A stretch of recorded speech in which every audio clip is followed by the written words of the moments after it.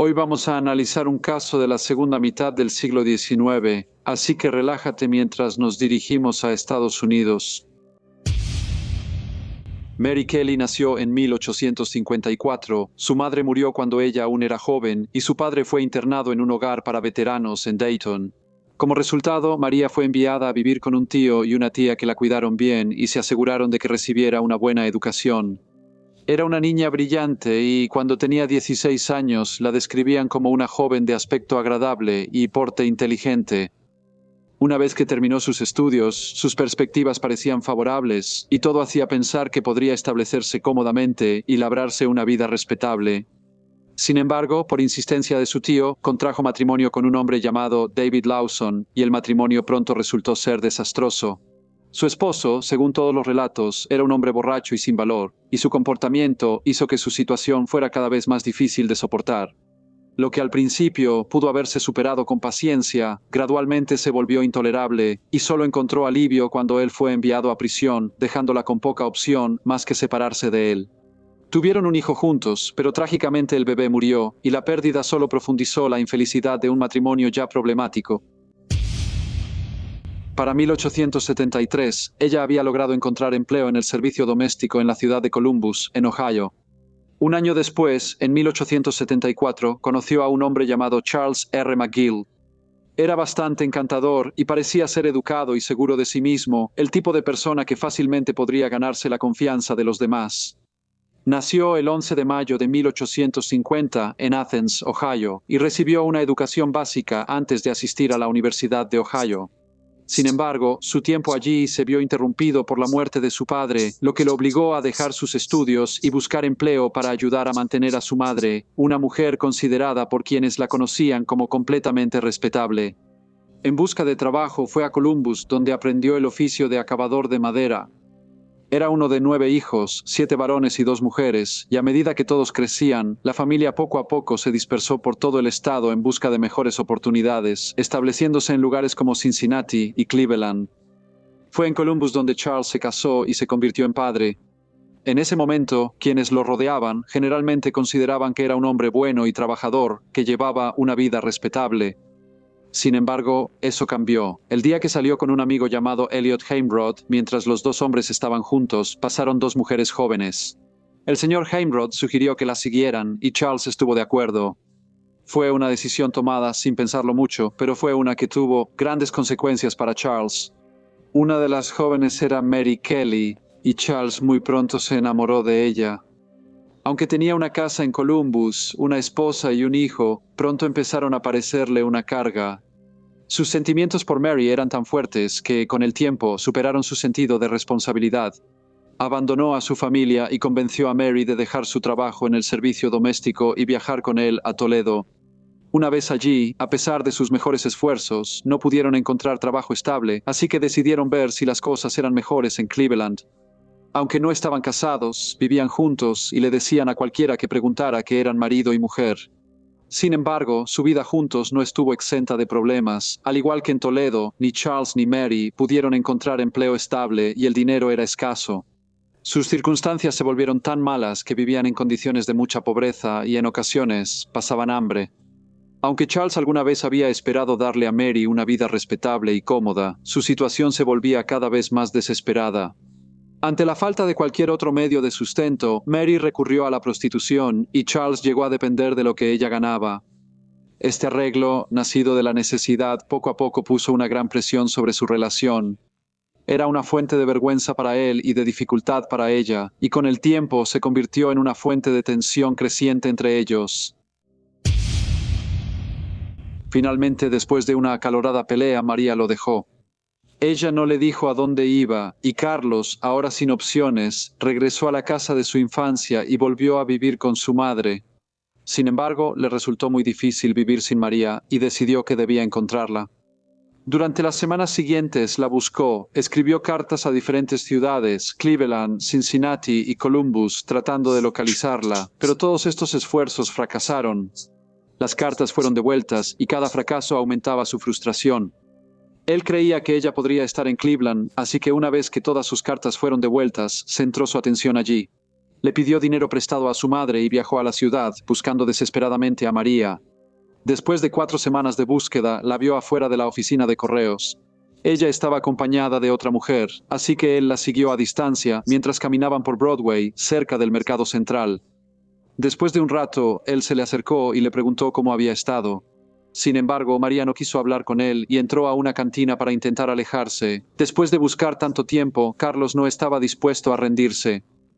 Llevaba semanas buscándola, así que la siguió e intentó convencerla de que hablara con él, aunque solo fuera por unos minutos. Finalmente, ella aceptó y se dirigieron a una parte más tranquila de la cantina.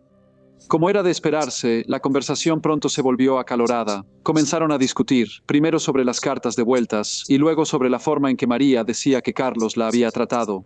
Ella le dijo que no solo la había tratado mal, sino que también había expuesto su pasado ante sus familiares. La discusión se volvió tan fuerte que el dueño de la cantina intervino y les advirtió a ambos que guardaran silencio. Ahora, hablando de manera más cordial, Carlos volvió a intentar convencer a María de que regresara con él. Le dijo que podían ir juntos a Fort Wayne, que él encontraría trabajo en el ferrocarril, y le prometió que sería amable con ella y se aseguraría de que tuviera todo lo que necesitara. Sin embargo, María una vez más le dijo que no volvería con él. Luego le preguntó si al menos regresaría a Columbus, pero de nuevo ella le dijo que no lo haría. Mirándolo directamente, ella le dijo que ya era demasiado tarde y que después de todo lo que había pasado entre ellos, no había vuelta atrás. Ella le dijo que lo único que podía hacer era dejarla en paz. Luego salió de la cantina con su acompañante mientras Carlos se quedó atrás. Estaba enojado y molesto, pero no abandonó sus esfuerzos por recuperarla. Más tarde esa noche fue a la casa donde ella vivía, en el número 100 de la calle Cross, y pronto se dio cuenta de que era un burdel. Le dijo que no tenía a dónde ir y le preguntó si podía quedarse ahí solo una noche, prometiendo irse en la mañana. Mary aceptó a regañadientes. Durante las siguientes horas hablaron. Charles no gritó ni se enojó. Se mantuvo tranquilo y habló en voz suave, aunque todo lo que quería era que ella regresara con él. Cuando despertó al día siguiente, le pidió que empacara sus cosas y se fuera con él, pero de nuevo ella se negó, igual que antes. Al final, creyendo que ya no tenía ninguna oportunidad, tomó su mano, se despidió y se fue. Sin embargo, no se fue de Cleveland y regresó al lugar donde se hospedaba María más tarde ese mismo día. Encontró a María y le pidió $5 para poder regresar a Columbus. Le dijo que estaba pasando por momentos difíciles y que su madre le había dado dinero para comprar ropa y viajar a Cleveland. Pero no solo se lo había gastado, también afirmó que había empeñado su abrigo y todo lo demás de lo que podía desprenderse. Dijo que le importaba mucho y que preferiría morir antes que perderla. Para este momento, algo en su mente había cambiado. Había pasado semanas buscando a María y ahora que la había encontrado, no podía aceptar su rechazo. Ella le dijo que podían hablar en su habitación y juntos subieron las escaleras. María, una vez más, le dijo que no iría a ningún lado con él. Ella le recordó las dificultades que habían soportado juntos y que, como él no había trabajado, ella tuvo que salir a las calles para que pudieran sobrevivir. Ella le dijo que había estado viviendo en su habitación actual durante 5 semanas y que estaba ganando más de lo que jamás había ganado antes. También le contó sobre los regalos que había recibido. Ella dijo que un caballero le había dado $15, de los cuales había gastado 13 en un vestido nuevo, e insistió en que su vida era buena y que no tenía intención de irse. Para Charles, esto era más de lo que podía soportar. Las palabras de María lo hicieron sentirse descuidado y no creía que ella realmente entendiera la vida que ahora estaba llevando. Le dijo que lo que estaba haciendo haría que su tía y su abuela se sintieran muy avergonzadas.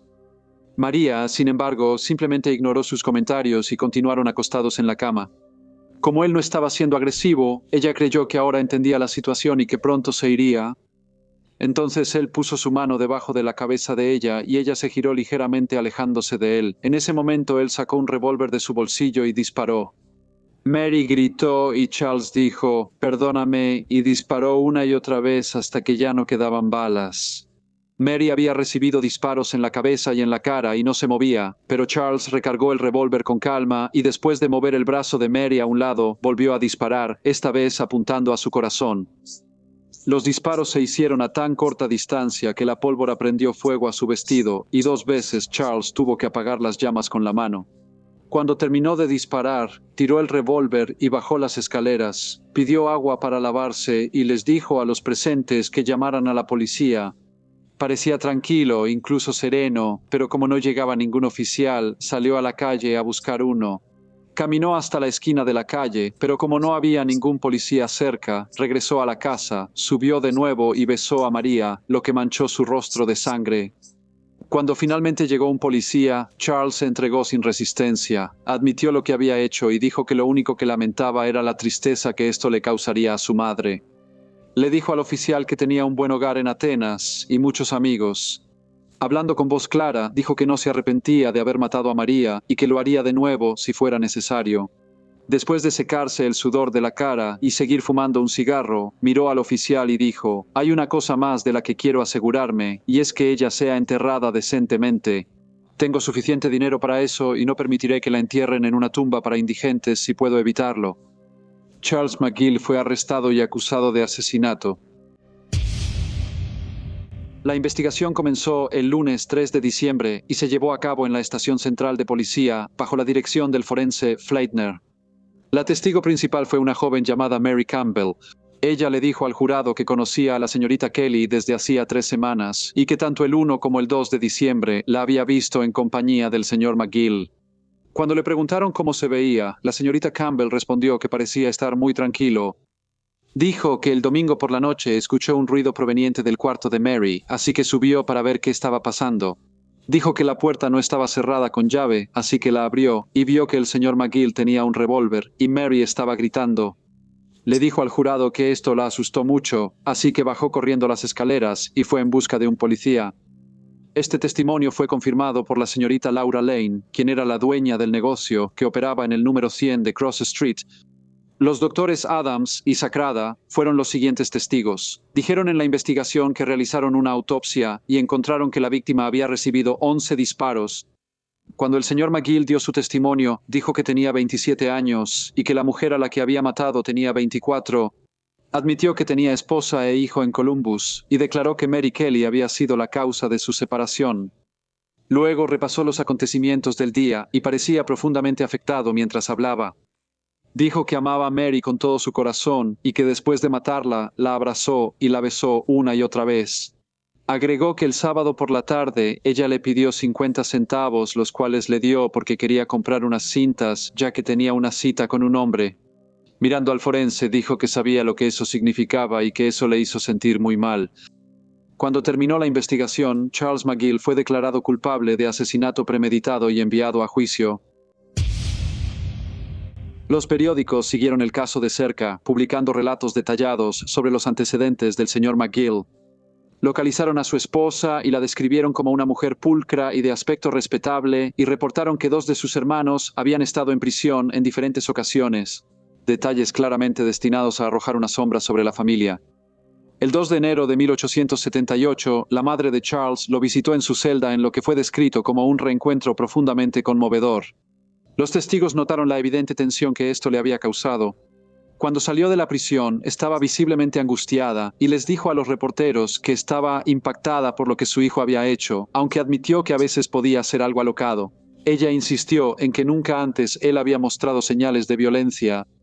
Mientras esperaba el juicio, el comportamiento de Charles se volvió bastante errático. Se quejaba de dolores de cabeza y hablaba de encontrarse con Mary por la noche. Él describió sueños y visiones en los que caminaba con ella hacia lugares extraños llenos de personas vestidas de blanco. En una ocasión, incluso mostró un pañuelo manchado de sangre que, según él, había sido usado por ella. El juicio finalmente comenzó el 19 de febrero de 1878 ante el juez McMath. Charles fue defendido por S. Adams y W. M. Robinson, y la fiscalía estuvo representada por John S. Hutchins y 2 asistentes. Casi 3 días se dedicaron a seleccionar un jurado de 12 hombres. Cuando finalmente comenzaron los procedimientos, a pesar de haber admitido previamente haber matado a Mary, Charles se declaró no culpable por razón de insanidad. Su defensa presentó pruebas de que había sufrido de sonambulismo y que había recibido golpes en la cabeza durante su infancia. Afirmaron que acompañaba a su familia a la iglesia los domingos y que en ocasiones se quedaba dormido durante el servicio y comenzaba a caminar dormido. Se presentaron testigos, algunos que conocían a Carlos desde que era niño, y todos confirmaron que sufría de sonambulismo. La defensa también presentó testigos que habían visto a Carlos ser golpeado por dos policías en agosto de 1877 y se afirmó que esta golpiza había afectado seriamente su cerebro y su estado mental.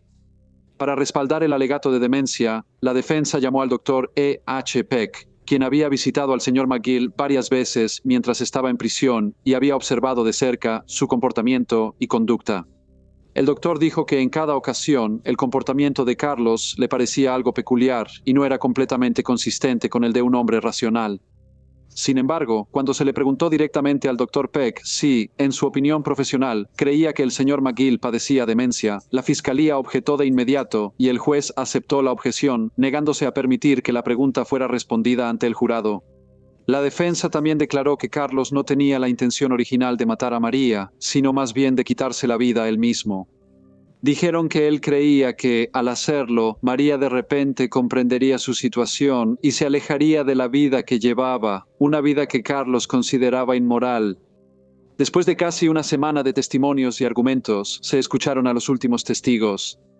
Luego, los abogados de cada parte se dirigieron extensamente al jurado, repasando los hechos y defendiendo sus respectivas interpretaciones de las acciones y el estado mental del señor McGill. Luego, el juez resumió el caso, explicando cuidadosamente la ley tal como se aplicaba al caso. Y respecto a la cuestión de la locura, el jurado se retiró a deliberar y lo hizo durante 6 horas antes de regresar a la sala del tribunal con un veredicto de culpable de asesinato en primer grado. Después de esto, el juez McMath sentenció a Charles McGill a muerte y fijó el 28 de junio de 1878 como la fecha en la que se llevaría a cabo la sentencia. Hubo esfuerzos para revocar el veredicto y, aunque al principio estos fueron rechazados, finalmente la Corte Suprema acordó un nuevo juicio debido a un tecnicismo que ocurrió en el primer juicio. Una vez más, se revisaron las pruebas y nuevamente la defensa intentó hacer valer un alegato de demencia. Sin embargo, el resultado no cambió. Charles fue declarado culpable nuevamente y otra vez sentenciado a muerte. A medida que se acercaba la fecha de su ejecución, hubo más peticiones de clemencia. Una delegación de Cleveland instó al gobernador a conmutar la sentencia por cadena perpetua. Pero al final todos estos esfuerzos fracasaron. El jueves 13 de febrero de 1879, Charles R. McGill fue llevado a la horca. Sus últimas palabras fueron: "No cometan ningún error con esa cuerda". Luego fue ahorcado. Hola a todos y muchas gracias por escuchar. Como siempre, por favor dejen cualquier comentario o retroalimentación que tengan. Y espero verlos a todos de nuevo en el próximo Briefcase.